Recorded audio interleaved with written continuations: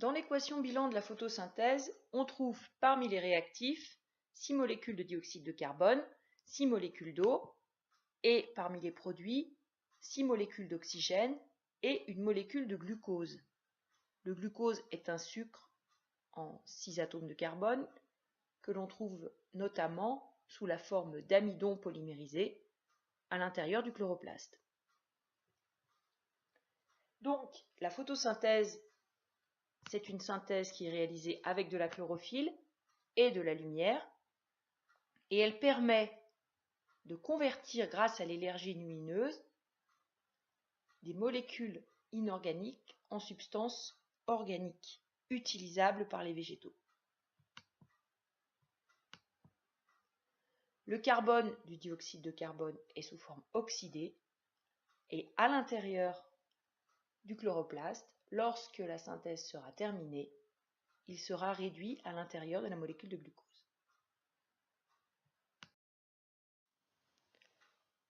Voyons maintenant d'un peu plus près le chloroplaste. On le trouve dans le mésophile de la feuille, plus particulièrement dans le parenchyme palissadique. La synthèse d'amidon est possible à l'intérieur de cette usine photosynthétique. La structure du chloroplaste est un peu particulière, elle est très compartimentée. Une membrane interne et une membrane externe délimitent un espace intermembranaire. Puis, à l'intérieur, un réseau de disques, appelés les thylakoïdes, sont réunis et sont empilés sous la forme de granats. Ces thylakoïdes ont une membrane qui contient les pigments chlorophylliens responsables de la photosynthèse. À l'extérieur, entre la membrane interne et le thylakoïde, on trouve une sorte de gel hydraté appelé le stroma, dans lequel on peut facilement identifier les grains d'amidon.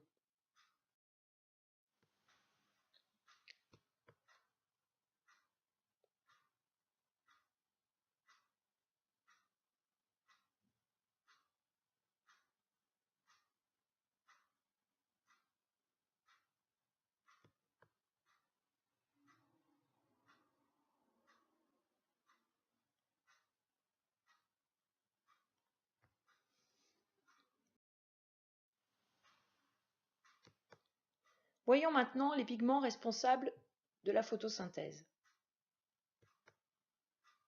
Donc, comme nous le disions tout à l'heure, on les trouve dans la membrane des thylakoïdes. Les pigments qui constituent la chlorophylle brute vue en TP sont en fait un mélange de chlorophylle A, B, de carotène et de xanthophyle. On a pu montrer que le spectre d'absorption est surtout important au niveau du rouge et un petit peu au niveau du bleu. Par contre, les pigments n'absorbent pas le vert. C'est d'ailleurs la raison pour laquelle nous voyons ces pigments en vert.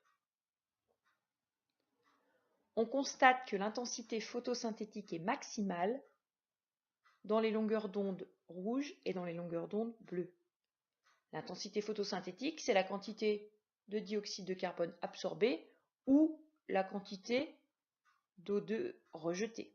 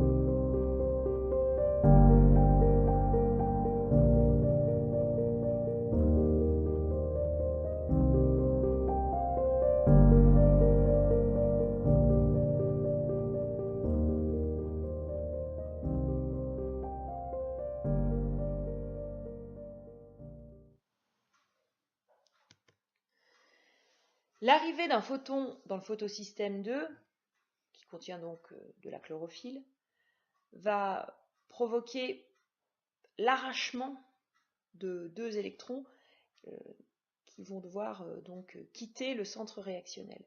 Et ces 2 électrons, bien entendu, qui s'en vont devoir être remplacés par d'autres. Sinon, le photosystème devient complètement inopérant. Donc la question qui se pose, c'est où vont ces électrons et aussi comment remplacer les électrons qui vont quitter le photosystème.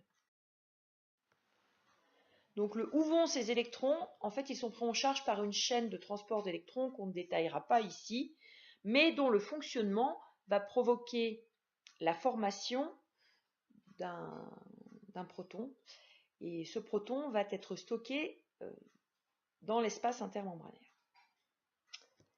Et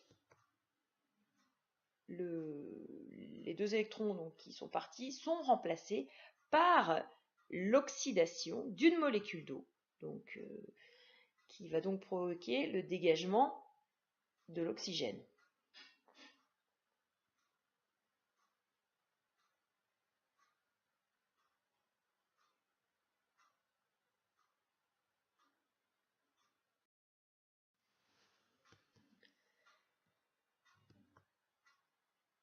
Donc ces 2 électrons qui proviennent du photosystème 2 vont aller remplacer les électrons d'un autre photosystème qui a subi le même sort que le premier, en fait, qui a perdu lui aussi 2 électrons.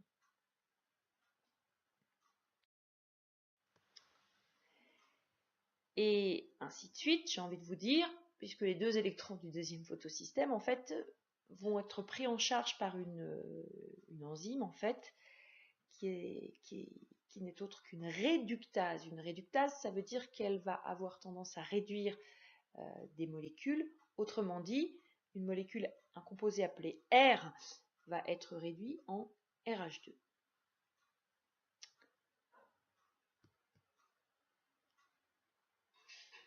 Donc finalement, on termine notre oxydoréduction à ce moment-là.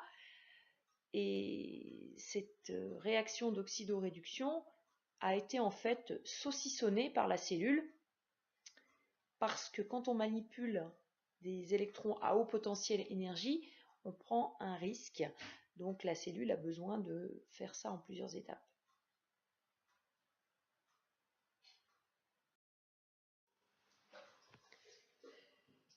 Donc cette réductase, en fait, elle a besoin, pour fonctionner, de disposer de protons d'H+. Et je vous rappelle que pendant la première étape de cette phase claire, il y a eu une accumulation de protons à l'intérieur de l'espace intermembranaire des thylakoïdes. Et en fait, ça veut dire qu'il y a un gradient de protons. Un gradient de protons, ça veut dire qu'il y a plus de protons d'un côté que de l'autre. Et les protons qui sont en trop vont avoir tendance à vouloir passer dans le stroma, parce que, évidemment, il faut équilibrer les concentrations de protons. Donc ils ne vont pas passer par n'importe quel chemin, puisqu'ils vont passer à travers une enzyme qui, en fait, est une ATP synthase qui va phosphoryler de l'ADP, l'adénosine diphosphate, en adénosine triphosphate. Vous allez me dire à quoi ça sert. Eh bien, l'ATP, c'est un composé qui est extrêmement riche en énergie et qui est, on va dire, la pièce énergétique utilisable par toutes les cellules. Donc, c'est là où c'est très intéressant. Il y a un couplage, en fait, entre la réductase, finalement, et l'ATP synthase par le passage des protons. Donc, on synthétise 2 composés chimiquement très intéressants pour la cellule, l'ATP et le RH2.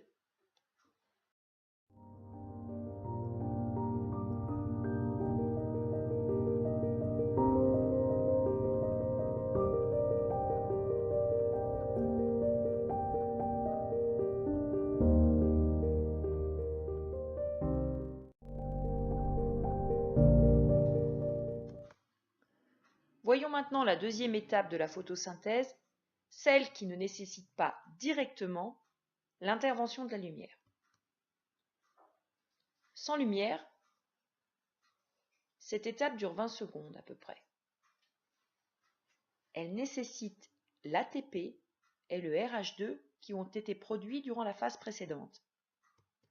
Et c'est à ce moment-là qu'est incorporé le dioxyde de carbone. Ce cycle que vous pouvez observer ici est en fait appelé cycle de Calvin.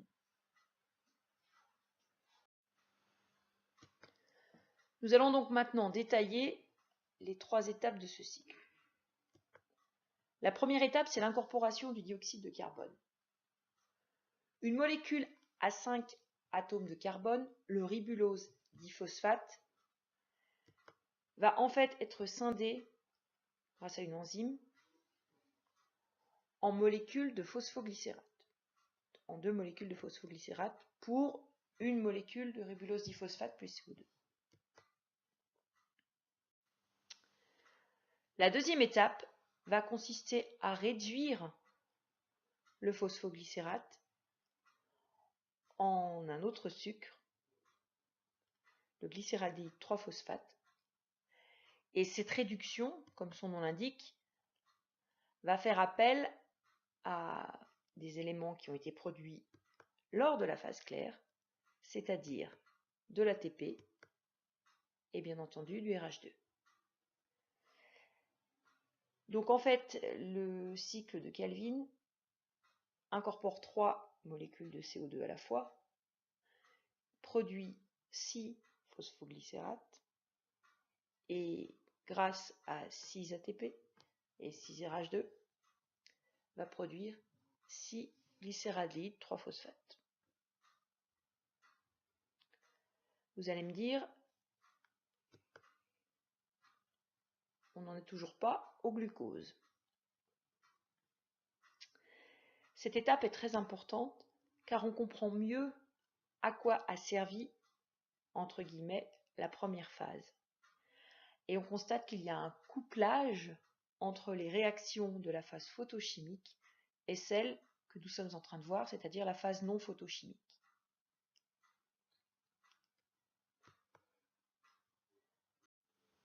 Puisqu'on est dans un cycle, il faut maintenant régénérer le ribulose diphosphate. Mais il faut aussi récupérer de quoi faire du glucose. Le glycéraldéhyde 3-phosphate est considéré pour l'organisme comme le premier véritable ose utilisable et il est à la base de la fabrication de tous les sucres végétaux et en particulier celui qui nous intéresse, le glucose. Donc parmi les 6,3 glycéraldéhyde 3-phosphate qui ont été produits lors de la deuxième étape du cycle, un va quitter le cycle pour partir dans la voie de fabrication des sucres végétaux. Les 5 autres vont être utilisés pour régénérer le ribulose diphosphate sans lequel le cycle de Calvin s'arrête.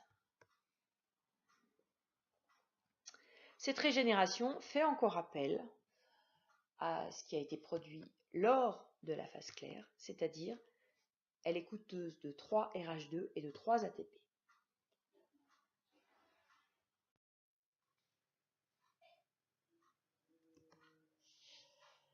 Donc voici le bilan de la photosynthèse. Donc 2 phases, une phase qui dépend de la lumière, une phase qui ne dépend pas de la lumière, la phase photochimique et la phase non photochimique. Lors de la phase photochimique, l'incorporation de 2 molécules d'eau, le rejet d'une molécule d'oxygène. Cela se passe dans la membrane des thylakoïdes grâce au pigment chlorophyllien. Et la production de cette phase photochimique, de cette phase claire, c'est des molécules d'ATP et des molécules de RH2. Ces 2 molécules sont des intermédiaires qui vont être réinvestis dans le cycle de Calvin. Le cycle de Calvin, c'est l'incorporation de CO2 qui, associé au ribulose diphosphate, vont permettre de produire de l'acide phosphoglycérique. Cet acide phosphoglycérique va être réduit en C3P, en triose phosphate, qui permet la production de glucose, puis d'amidon. et les trioses phosphates qui restent dans le cycle vont servir à la régénération de ribulose biphosphate. Les deux étapes que je viens d'évoquer sont consommatrices d'ATP.